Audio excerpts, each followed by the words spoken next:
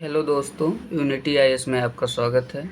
आज से हम लोग भारत की राज व्यवस्था यानी एम लक्ष्मीकांत की book line by line, chapter by chapter हम लोग शुरू करेंगे और उसको समझेंगे।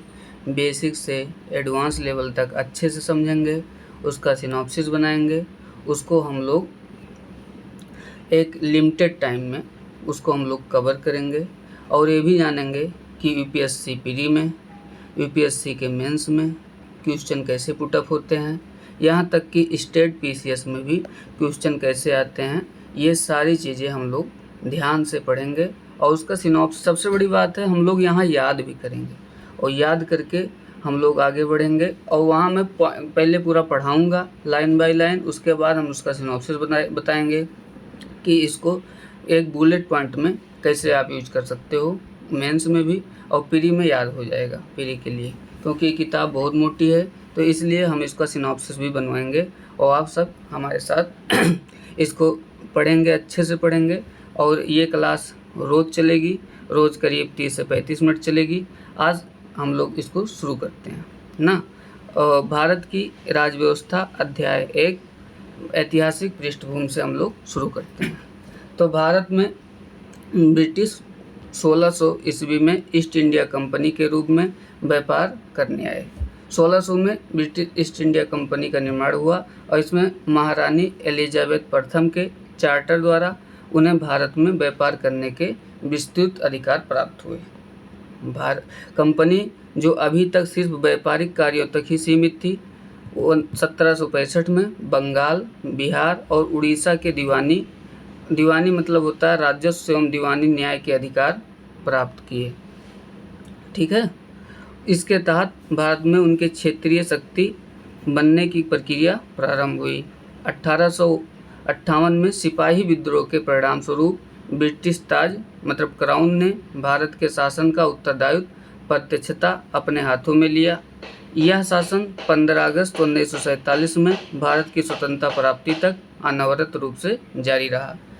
बात यहाँ है कि जब 1857 में सिपाही विद्रोह हो गया या 1857 की क्रांति हो गई, तो 1858 में जो वहाँ की ब्रिटिश ताज थी मतलब महारानी थी, वो अब प्रत्यक्ष नियंत्रण भारत में कर लिया और यहाँ कंपनी का शासन समाप्त हो गया। और ये कब तक रहा? तो 15 अगस्त 1947 तक रहा। स्वतंत्रता मिलने के साथ ही भारत के लिए एक संविधान की आवश्यकता महसूस हुई। यहाँ इसको अमल में लाने के उद्देश्य से 1946 में एक संविधान सभा का गठन हुआ। संविधान सभा का गठन कब हुआ? तो 9 दिसंबर 1946 को हुआ और 26 जनवरी 1950 को संविधान अस्तित्व में आया। यद्यपि संविधान और राज व्यवस्था की अनेक विशेषताएं ब्रिटिश शासन से ग्रहण की गई थी, तथापि ब्रिटिश शासन में कुछ घटनाएं ऐसी थी जिसके कारण ब्रिटिश शासित भारत में सरकार और प्रशासन की विधिक रूपरेखा निर्मित हो गई। इन घटनाओं ने हमारे संविधान और राजतंत्र पर गहरा प्रभाव छोड़ा। देखो, जहाँ जहाँ समझाने वाला पॉइंट होगा, याद कराने वाला पॉइंट होगा, वहाँ मैं आपको याद करा दूंगा। आप बेफिक्र रहिएगा, आप चिंता मत करिएगा किसी चीज़ की। मैं बताऊंगा कैसे प्रीवियस ईयर में क्वेश्चन आया हुआ है, कहाँ से आया हुआ है। अब जैसे ये क्वेश्चन प्रीवियस ईयर में आया हुआ है कि उनका नाम 1773 का रेगुलेटिंग एक्ट। रेगुलेटिंग मतलब क्या होता है? रेगुलेटिंग मतलब होता है नियामक, मतलब उसको नियंत्रण करे, उसको नियामक करे। अब हम लोग पढ़ेंगे 1773 का रेगुलेटिंग एक्ट पढ़ेंगे और ये इस अधिनियम का अत्यधिक संवैधानिक महत्व था। ये पहली बार संवैधानिक कोई चार्टर आया था और ये 1773 में आया था।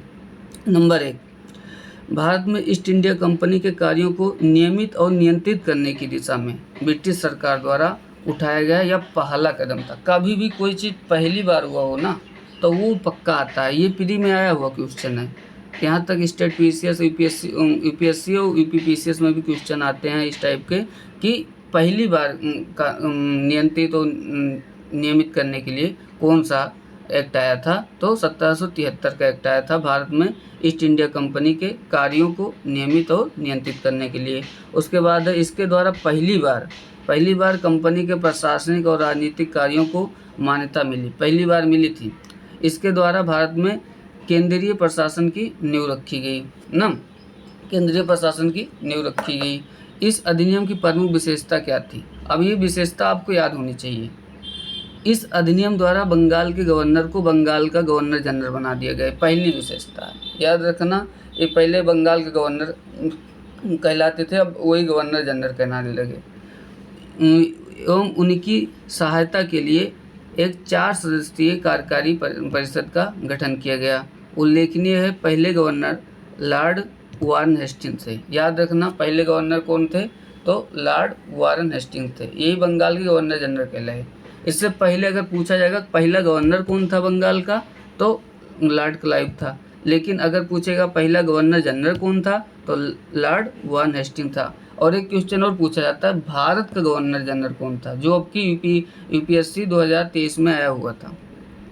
तो भारत का पहला गवर्नर जनरल वो था विलियम बेंटिक, याद रखना, विलियम बेंटिक ना। तो एक गवर्नर जनरल होगा और 4 सदस्यीय कार्यकारी परिषद होगी, इसमें कहा गया इस अधिनियम में।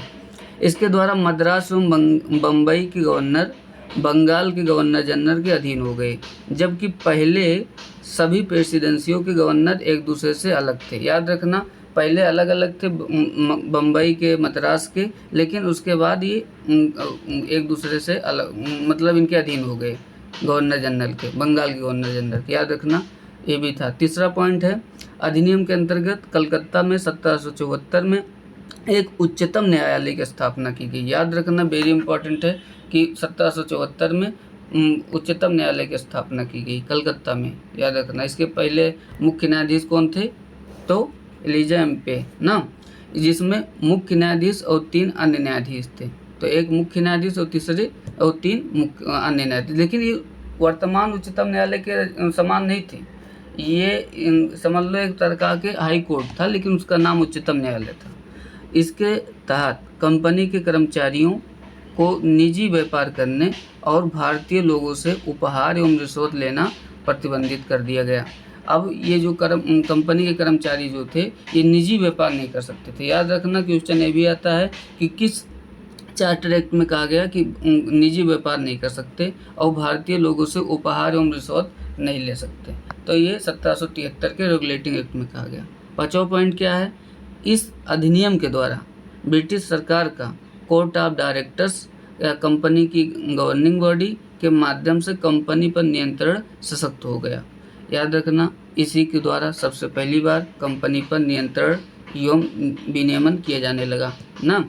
और अब कोर्ट ऑफ डायरेक्टर्स जो थे के माध्यम से कंपनी पर नियंत्रण सशक्त हो गया। याद रखना ये पॉइंट। इसने भारत में इसके राजस्व, नागरिक और सैन्य मामलों की जानकारी ब्रिटिश सरकार को देना आवश्यक कर दिया गया। 1781 का संशोधन अधिनियम। अब देखो, कुछ कमियां रह गई थी 1773 के अधिनियम में, तो उसको 1781 के संशोधन अधिनियम से दूर किया गया। लिखा भी है, रेगुलेटिंग एक्ट 1773 की खामियों को दूर करने के लिए ब्रिटिश संसद ने अमेंडिंग एक्ट ऑफ 1781 पारित किया, जिसे बंदोबस्त कानून, याद रखना, एक्ट ऑफ सेटलमेंट कहते हैं। ये क्वेश्चन आया हुआ है, एक्ट ऑफ सेटलमेंट किसे कहते हैं? तो 1781 के अधिनियम को कहते हैं। याद रखना, 1781 के। इस कानून की निम्नलिखित विशेषताएं थी। इस कानून के गवर्नर जनरल तथा काउंसिल को सर्वोच्च न्यायालय के क्षेत्राधिकार बरी मुक्त कर दिया गया ना, उसके ऐसे कृत्यों के लिए जो उन्होंने पद धारण के अधिकार से किए गए थे। कहने का मतलब ये है कि गवर्नर जनरल को और उसके काउंसिल को सर्वोच्च न्यायालय क्षेत्राधिकार से मुक्त कर दिया गया, बरी कर दिया गया। याद रखना, ये बात इम्पॉर्टेंट है ना, मुक्त कर दिया गया। उसके बाद है, उसी प्रकार कंपनी के सेवकों को भी उनकी कार्य करने के दौरान की गई कार्रवाइयों के लिए सर्वोच्च न्यायालय के क्षेत्राधिकार से मुक्त कर दिया गया। याद रखना ये बात। अब वो जो कार्य करेंगे उसे भी सर्वोच्च न्यायालय के क्षेत्राधिकार से मुक्त। लेकिन ये सबसे बड़ा न्यायालय भारत का नहीं था, याद रखना। भारत के लिए अगर जो एकदम सुप्रीम कोर्ट था वो वहाँ इंग्लैंड में था ना, तो यहाँ नहीं था, उसे प्रीवी काउंसिल कहते थे। याद रखना। उसके बाद है अगला पॉइंट, इस कानून में राजस्व संबंधी मामलों तथा राजस्व वसूली से जुड़े मामलों को भी सर्वोच्च न्यायालय के क्षेत्राधिकार से बाहर कर दिया गया। याद रखना, सर्वोच्च न्यायालय के क्षेत्राधिकार से क्या क्या बाहर किया गया? तो गवर्नर जनरल को किया गया, उनकी काउंसिल को किया गया, और ये जो ये राजस्व संबंधी मामले हैं, उनके वसूली संबंधी मामले हैं, इसे बाहर कर दिया गया। और एक पॉइंट ये था कि उनके कंपनी के जो सेवक थे उनको, उनके कार्य को भी, उनकी कार्रवाइयों को भी सर्वोच्च न्यायालय के क्षेत्राधिकार से। अच्छा, ये सोचो कि बाहर क्यों किया गया होगा, क्योंकि न्यायालय बहुत हस्तक्षेप करता था, इसलिए उनको स्वतंत्र करने के लिए, स्वायत्त करने के लिए बाहर कर दिया गया। तीसरा पॉइंट ये है, कानून द्वारा कलकत्ता के सभी निवासियों को सर्वोच्च न्यायालय के अधिकार क्षेत्र के अंतर्गत कर दिया गया। याद रखना, कलकत्ता के सभी निवासियों को किसके अधिकार क्षेत्र के अंतर्गत कर दिया गया? सर्वोच्च न्यायालय के। इसमें यह भी व्यवस्था बनाई गई कि एक न्यायालय हिंदुओं के निजी कानूनों के हिसाब से हिंदुओं तथा मुसलमानों के निजी कानूनों के हिसाब से मुसलमानों के वाद या मामला तय करे। याद रखना, इसमें व्यवस्था क्या बनाई गई कि हिंदुओं के निजी मामले के हिसाब से हिंदुओं के तथा मुसलमानों के निजी कानूनों के हिसाब से मुसलमानों के वाद या मामला को तय करे। ऐसा नहीं है कि वो अपने मन से करे या ब्रिटिश रूल रेगुलेशन के हिसाब से करे, नहीं, बल्कि यहाँ के परंपराओं के हिसाब से करें। चौथा पॉइंट क्या है, इस कानून द्वारा यह व्यवस्था भी की गई कि एक प्रांतीय न्यायालयों की appeal governor general in council के द्वारा यहाँ दायर हो, न कि सर्वोच्च न्यायालय में। क्या कह रहा है कि यह कानून द्वारा यह व्यवस्था की गई कि एक प्रांतीय न्यायालयों की appeal governor general in council के यहाँ दायर हो, न कि सर्वोच्च न्यायालय में। याद रखना, वेरी इंपॉर्टेंट है। पांचवा, इस कानून में गवर्नर जनरल इन काउंसिल को प्रांतीय न्यायालयों एवं काउंसिलों प्रोविंशियल कोर्ट एवं काउंसिल के लिए नियम विनियम बनाने के लिए अधिकृत किया गया। याद रखना, गवर्नर जनरल इन काउंसिल को प्रांतीय न्यायालयों में और उनके एवं काउंसिलरों के लिए नियम विनियम कौन बनाएगा? यही गवर्नर जनरल की काउंसिल बनाएगी। अब याद रखना, अगला जो चार्टर है ना, 1786 का अधिनियम। 1786 में लॉर्ड कॉर्नवालिस को बंगाल का गवर्नर जनरल नियुक्त किया गया। उसने यह पद स्वीकार करने के लिए 2 शर्तें या मांगे रखी थी। उस विशेष मामलों में अपनी काउंसिल के निर्णयों को अधिभावी माने ओवरटेक करने अथवा न मानने का अधिकार हो। मतलब ये कह रहे हैं कि हम अगर कोई मामला करेंगे, अगर हमारी काउंसिल चाहे माने या न माने, मेरी बात मानी जाए, उस विशेष मामलों में अपनी काउंसिल के निर्णयों को अधिभावी, मतलब उसके ऊपर अपना निर्णय मानेंगे, अधिभावी कर देंगे, ओवरटेक करेंगे, अथवा न मानने का अधिकार हो। उसे सेनापति अथवा कमांडर इन चीफ का पद भी दिया जाए। उपरोक्त शर्तों को 1786 के कानून के प्रावधानों के रूप में जोड़ा गया। याद रखना, इसमें देखो, ये जो लॉर्ड कॉर्नवालिस था, ये अमेरिकी क्रांति में कमांडर इन चीफ था, तो वहीं से इसकी प्रेरणा प्राप्त थी कि अगर हम यहाँ गवर्नर जनरल तभी बनेंगे जब मुझे कमांडर इन चीफ का पद दिया जाए, और दूसरी कि काउंसिल की बात को मैं ना भी मानूं तब भी मेरी बात मानी जाए। ये है बात। आज का यहीं समाप्त हो गया। हमारे यूनिटी IAS में कई सारे कोर्स चल रहे हैं, आप इसको परचेज कर सकते हैं। जैसे अर्जुन बैच चल रहा है, अर्जुन बैच में ये, उसके बाद इसमें geography, environment, ecology, disaster management failure Ram sir पढ़ाएंगे। और इसमें कई सारे बैच ऑप्शनल के भी चल रहे हैं, CSET का भी चल रहा है, UGC नेट GRF के लिए भी चल रहा है। आप ये सब परचेज कर सकते हैं।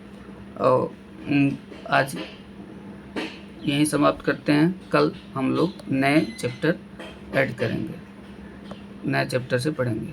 Thank you.